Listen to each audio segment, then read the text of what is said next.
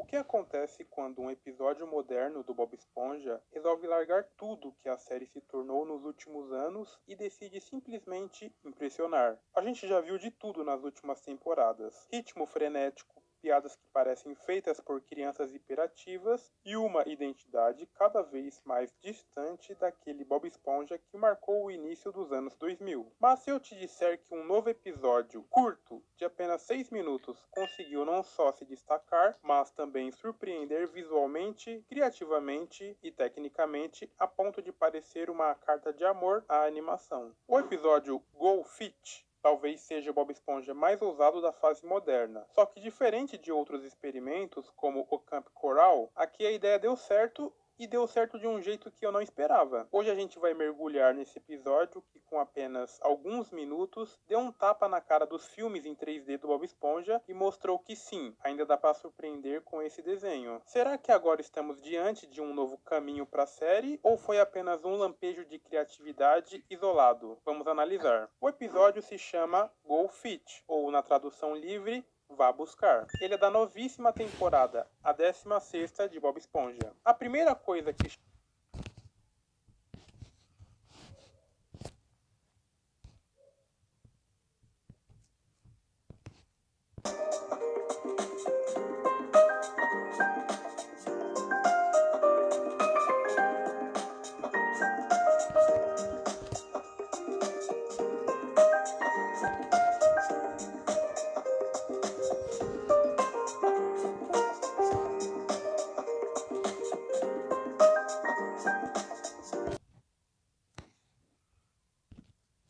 a 16ª de Bob Esponja. A primeira coisa que chama a atenção é sua estética, desde o título, que é estilizado, até a sequência de créditos. Tudo parece que foi feito com carinho, um toque autoral. Isso porque o episódio foi feito por um estúdio diferente do habitual. O Pinwheel, liderado por Adam Paloin, que além de escrever o episódio, já trabalhou na série anos atrás. E mano, que diferença que faz alguém que entende o espírito do desenho e está no comando. Tudo começa com uma ideia super simples.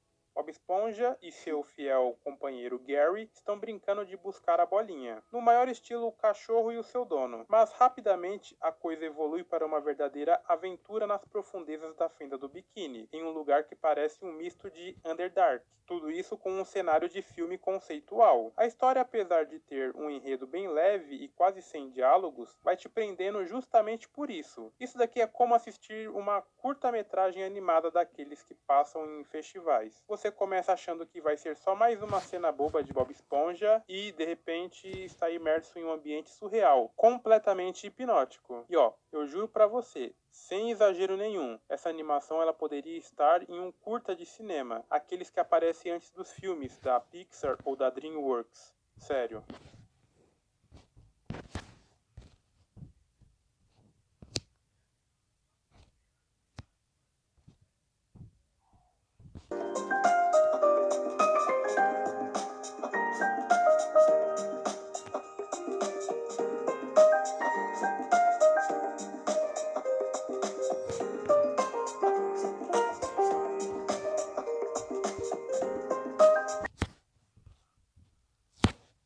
Visualmente, o episódio é de cair o queixo. O 3D aqui não tem nada a ver com o visual meio genérico e sem alma de Camp Coral. Tudo aqui é texturizado, cheio de vida, com cores, sombras e a iluminação ela é impecável. Inclusive, tem uma cena em que 2 peixes enormes estão parados na frente de um peixe-lanterna, que é como se fosse uma espécie de semáforo. Essa cena ela é tão bonita que daria facilmente para colocar o frame em um quadro na parede. Fácil, fácil. Outro destaque importante é o Gary. Bem no comecinho do episódio, tem um flashback mostrando ele filhote, com um visual em 3D, muito fofo, que dá até vontade de abraçar. A expressividade que a gente consegue ver no olhar, cuidado da movimentação dele, tudo contribui para um momento que, mesmo sem nenhuma fala, tem uma carga emocional. E assim, no meio da aventura, o Bob acaba sendo engolido por uma criatura bizarra. E o design dessas criaturas, isso aqui merece um destaque, porque é um show à parte. E nesse ponto, a gente consegue colocar um detalhe muito interessante, porque o Adam Paloin também trabalhou como um freelancer em um outro episódio da série, o Entrega na Ilha dos Monstros. Nesse, ele ficou responsável pelos monstros daquela história. E o mais curioso de tudo é que naquela época muita gente comentou que a melhor parte daquele episódio era o design das criaturas. E a gente nem sabia que era o trabalho dele por trás disso tudo. Agora, revendo Go Fit, tudo faz sentido. Apesar do episódio não ser focado em humor, ele tem pequenos momentos de leveza, como no momento de Gary salvando Bob Esponja no final, com uma atitude inesperada e gentil. Nesse momento você não tem uma gargalhada, mas sim aquele leve sorrisinho de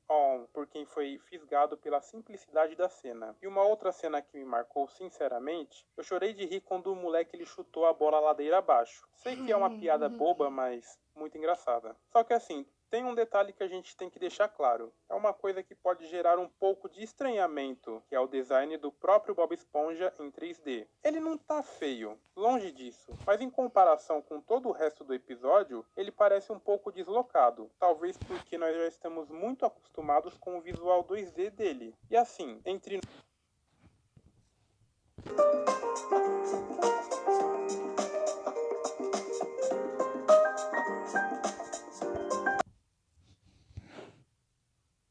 nós, Bob Esponja em 2D tem um charme que o 3D nunca conseguiu e eu acredito que dificilmente vai alcançar totalmente. Mas, ainda assim, isso não atrapalha a experiência como um todo. O episódio é tão forte visualmente, tão diferente do que estamos acostumados, que até esse pequeno desencaixe acaba passando batido. Sendo bem sincero, esse episódio ele parece mais um curta independente com o personagem Bob Esponja, no ambiente da Fenda do Biquíni, do que se a gente fosse comparar com o episódio típico da série. Ele não tem piadas rápidas, nem expressões exageradas, e nem o ritmo frenético e infantilizado que marcaram as últimas temporadas. Isso tudo mesmo o episódio tendo várias sequências de situações diferentes. E por incrível que pareça, sorrir é um ato de cuidado.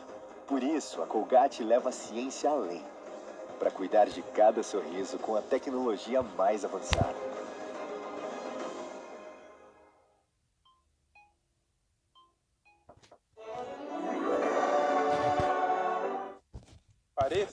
é um grande alívio. A proposta aqui não é fazer rir, e sim impressionar visualmente. Explorar um estilo diferente, experimentar com o que a série pode ser. É quase como se o episódio dissesse: olha do que somos capazes quando deixamos artistas criarem de forma livre. Mas aí vem o dilema. Se a gente for avaliar Go Fit como um episódio da série de Bob Esponja, talvez ele não passe de uma nota 7 de 10, porque ele não entrega aquilo que a série sempre entregou, o humor. Só que se observado como uma peça de animação isolada do restante da série, esse episódio facilmente consegue atingir um 9 ou até um 10. Isso tudo porque ele é criativo, bonito, mostra algo experimental e tecnicamente é impecável. Talvez a comparação mais justa seria com o episódio Soprador de Recifes da primeira temporada, que também é quase todo sem falas, só que visualmente mais conceitual. Porém, mesmo assim, Go Fit vai além em termos de complexidade visual e narrativa. E é aqui que a gente chega numa conclusão curiosa. Os melhores episódios do Bob Esponja moderno são aqueles que menos se parecem com Bob Esponja. Essa frase ela pode soar estranha, até como um ataque à série, só que é muito pelo contrário. É um reconhecimento de que o universo criado por Stephen Hillenburg é tão rico, tão complexo e flexível que ainda tem espaços para ser reinventado de formas que a gente nem imaginava. O problema é que a maioria dos episódios recentes se prende no formato de piadas barulhentas e exageros visuais sem propósito. Go Fit, porém, prova que é possível fazer diferente e ainda assim manter a essência. Talvez essa seja o maior mérito do episódio, mostrar que a série ainda tem fôlego e ainda dá para explorar novas linguagens dentro do universo de Bob Esponja sem cair na mesmice ou na infantilização que afastou muitos fãs antigos. Então, para nossa conclusão, sim, Golfit é provavelmente o melhor episódio moderno de Bob Esponja.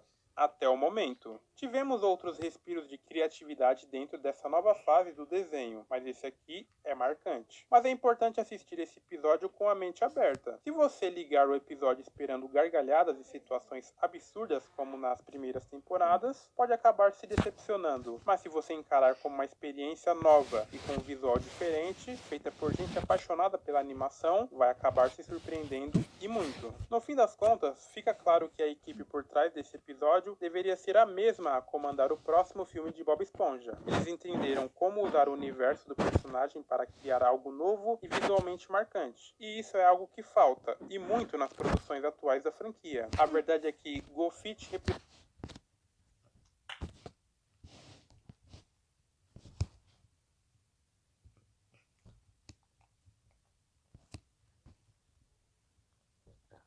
algo raro, um episódio onde a animação é tratada como uma arte e não só como um produto. E quando isso acontece, todo mundo sai ganhando: os fãs, os artistas e até mesmo a produtora Nickelodeon. E você, diz pra mim, curtiu a ideia desse novo episódio? Comenta aí embaixo o que você achou de Golf.